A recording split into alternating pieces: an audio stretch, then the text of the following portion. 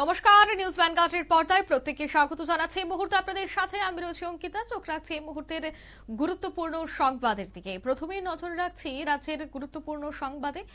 আজ দেখা গেছে যে একটি বিশেষ অনুষ্ঠানে রাজ্যে এসেছেন অসমের প্রাক্তন মুখ্যমন্ত্রী তথা বর্তমানে কেন্দ্রীয় মন্ত্রী।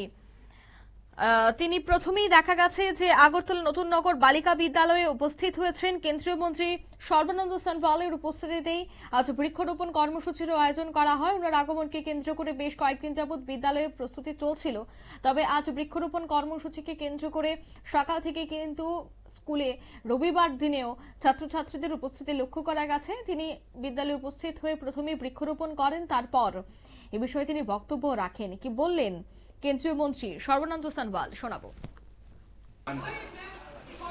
लोगों ने मान्यता देते हुए स्वीकार करते हुए आज इसको लागू की है। करोड़ों ऐसे सैपलिंग प्लांटेशन की गई है।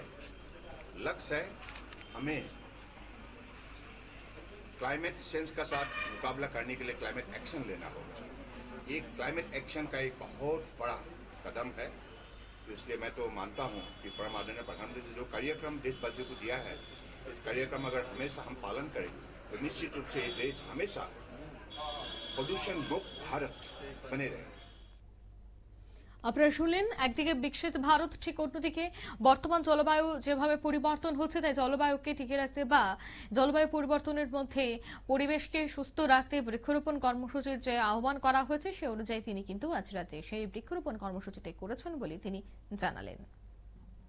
নিয়ে নিচ্ছি ছোট্ট একটি বিজ্ঞাপন বিরতি, সঙ্গে থাকুন।